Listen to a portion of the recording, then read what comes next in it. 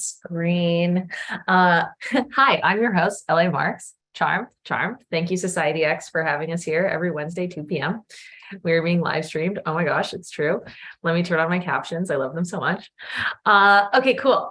If you are brand new, say hello in the chat and let us know where you are coming from. And if you aren't brand new, hello again. I'm in a very good mood today. So if you are in the Facebook group, you already saw our theme for the week, which is cliché, le cliché, mon Dieu, le cliché. So I have some funny things to say about clichés, which is obviously a French word, as you could tell from my terrible French accent I was trying to do. So let's get right into it. We only have 30 minutes. So let's just feel our feelings and write our words, as I always say. A couple funny quotes about cliché. First of all, actually, before I tell you that, if you don't already know where the origin of the word cliché comes from, it is because like old-fashioned printing presses would make a sound like and it sounded like the word click in French, which is cliché, is just click. So the word comes from literally if a phrase was used so often that it was like being printed constantly. This is where the idea comes from, and the word cliché comes from, which I thought was really interesting. If you're not a linguist, you won't think that's interesting, but sorry I wasted that 60 seconds of your time, if not. So without further ado, a couple funny quotes. Stephen Fry, a very funny comedic writer that I enjoy, said, it's a cliche that most cliches are true, but then, like most cliches, that cliche is untrue. And then there's this other person who I literally have no idea who this person is. I Googled who they are, and they're literally just known for this quote. But Fege Gornish said, a cliche is a cliche because it works. It works. It must be true if it's a cliche. There's a couple fun quotes for you on the concept of cliche. So I found two really cool websites that talk about cliches, the origins of cliches, and then also like a huge list of like every cliche alphabetically, which I'm putting that in the chat for you to use as well. So what I want you to do for your warm-up activity, which honestly is another story time for me, because when I went to Japan, I got to study writing haiku with a Japanese monk. And he told me that what was most important about haiku is that it cannot have any cliches in it. And then he went on to explain to me that in his definition of cliche, it's basically like any word or phrase that could be broken down into something more simple, more pure. So for instance, he told me, he was like, even the word dark is a cliche for a haiku because it's just a word that's used so many, it means a million things. Like, do you mean midnight dark? Do you mean like something painted black dark? Do you mean like shadows? You know, like dark is almost so ubiquitous that it's a cliche that you would want to avoid in a haiku. So really interesting story. I learned so much from that person, but brings me to our warm-up exercise. You have 2 minutes to write a haiku, which if you don't know what a haiku is, it can be any sort of micro poetry that you want, but 17 syllables long is generally the rule that works best. Write a haiku made up of exclusively cliches. Really stretch your brain a little bit. And feel free to use that that list if you can't think of any off the top of your head. It could be one of those things where it's like pink elephant, and then now all you can think is a pink elephant. So 2 minutes. Where's my timer? Write yourself a cliche haiku. This monk would be very upset with me.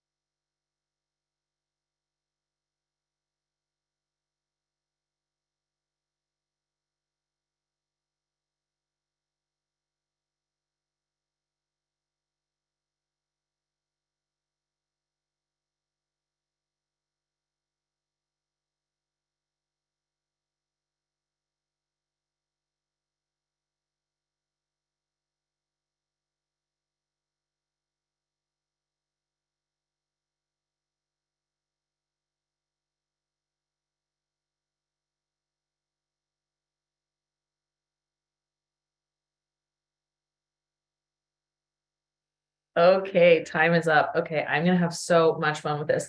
Okay, so now I wanted to open it up for longer free writing now because I have another little surprise exercise at the end. My original idea was to just free write for 10 minutes and then we'll have time to review and you can go find cliches that might have flown out of you without you noticing. So you can do that. Or now that I'm just looking through this list of cliches and like having fun with them, I might actually want to put cliches in on purpose. Do whatever you prefer, but I will give you a little bit of time to review and edit and either remove or change cliches that you discover afterward. So I'm going to give us 10 minutes. Yeah. And then we'll have another 5 minutes for this extra exercise at the end. I'll give you like a 2-minute warning. Yeah, I'll give you a 2-minute warning for review time. So at this moment, are we just writing our poem? Yes, you can free write in whatever form you prefer, poem, prose, anything you like. And, I always say, take my little prompts with a grain of salt. So if you want to use cliches in a fun way, great. Or if you want to free write and let your words flow without any self-analysis, then you can go back and look for cliches afterward. Okay, do you mind helping us find the cliches? Oh, yeah, totally. I mean, yeah, we'll have time at the end and we can like share. You can share what you wrote and we can look for them together. That would be awesome. Okay, yeah, I would love that. Thank you. Sure.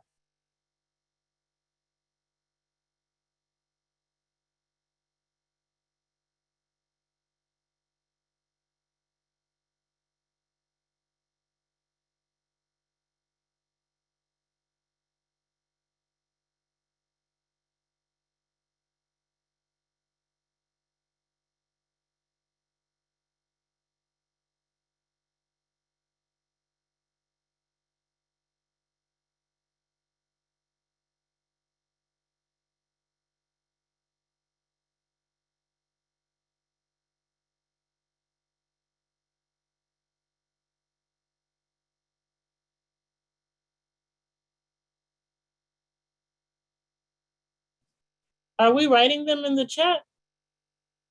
Or is that just what people chose to do? Yeah, sometimes people like to just share like little thoughts and tidbits in the chat. And then at the end, we have time to, you can share them in the chat or verbally. Thanks for that question. I usually just write in my notebook during the free write time. Yeah, me too. I like to keep track of them. Great.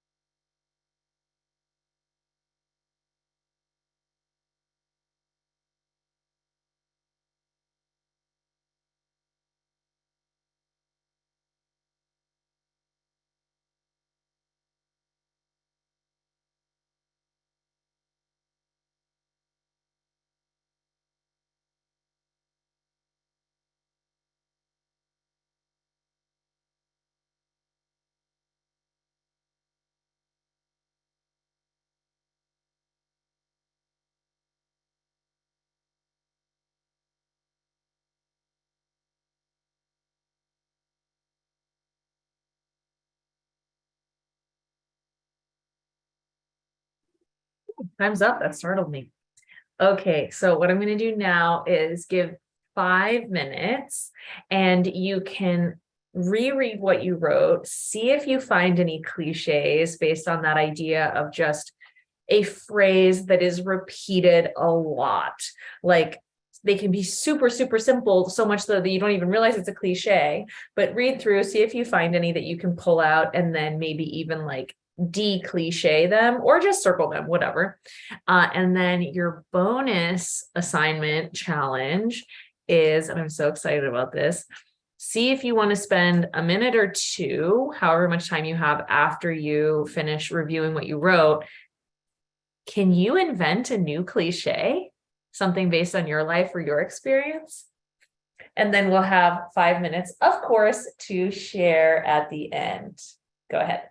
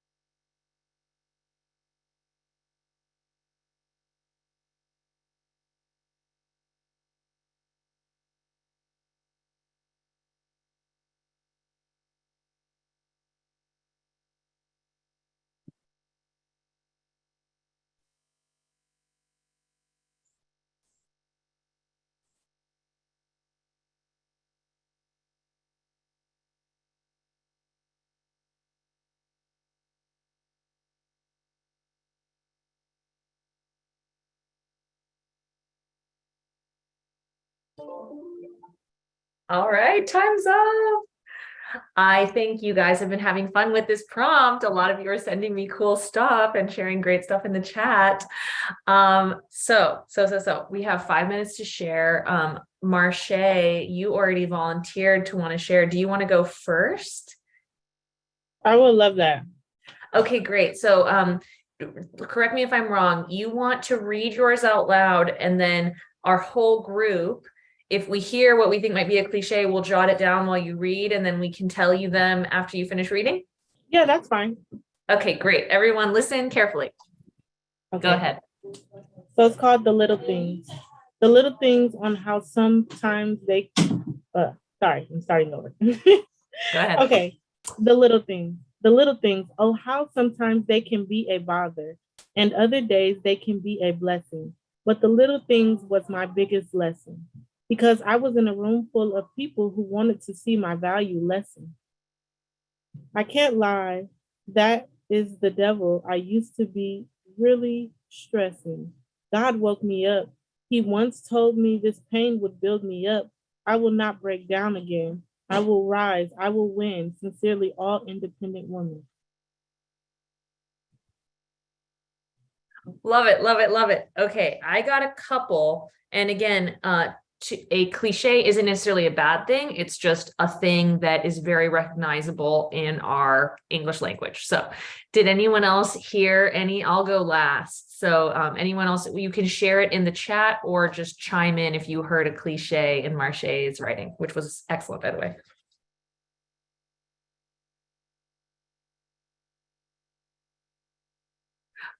Isabella said in the chat, pain makes you strong. Yes, I heard that too. I saw some just very, very small ones. I was almost thinking be a bother. I feel like be a bother might be a cliche because this is like a phrase. It's like, oh, I don't want to be a bother. I feel like people use that a lot. That is the devil, like that reference to the devil as a concept that plagues you is, I think, a little bit of a cliche, which is great use there. Break down, break me down, you said. I think that idea of breaking down mentally or, spiritually. And then I was even thinking the phrase independent women is a bit of a cliche because it's like a whole, it's a new cliche that I think we've, thanks to Beyonce, probably is very common these days. So excellent work. I love that. Rosa, did you want to share your writing? I sure would. Wonderful. So I don't think I have a lot of cliches in this piece, but I call it as crazy as an angry bee. Did you want us to look for cliches or just listen? Sure. You can look. There might be some that I haven't recognized. So as crazy as an angry bee. Love floats down like the falling ash in Hiroshima, 1942. A homeless man tells me there is beauty in being insane, but it is also very dangerous. Look at Vladimir Putin, he says. He's lost his mind, leading convicts to kill, giving fur coats to his widows, creating a diaspora. In hell, Putin will be in the lake of fire, he muses. My mother tells me hell does not exist. She tells me to stop being so metaphysical, so highly sensitive. The homeless man has visited hell, though. He tells me in hell there's a massive neon pink sun watching over the desolation like the eye of Sauron. Wow, is that the end? Yeah, it is the end. Ooh, that was intense. That's incredible. Wow. I really saw the scene, that neon pink sun. The only thing that I was thinking maybe could be a cliche. I almost feel like this one doesn't count, but the idea of there is beauty in blank is kind of at least like it's almost like a framework for a cliche. The lake of fire, that might be, and I think maybe this is just a pop culture reference, and so it feels like a cliche, but the eye of Sauron is such an incredibly powerful phrase that we use to be a metaphor to place for other things. So I think that could work as a cliche too. Yeah. Gorgeous piece. Thank you. We're already at the half hour, but I will give one last chance in case there's one last soul out there who wants to be heard. Finley, go ahead. There are deliberately lots of cliches here. The deed was done, and the work of darkness perfect. A good man gone bad, but why? Was he undone by ambition, his or that of Gruach, the power behind the throne? Did the witches show him a future or a possibility that drove him mad? Where is the truth of Fionlach Macbeha, Ars Darina Halapa?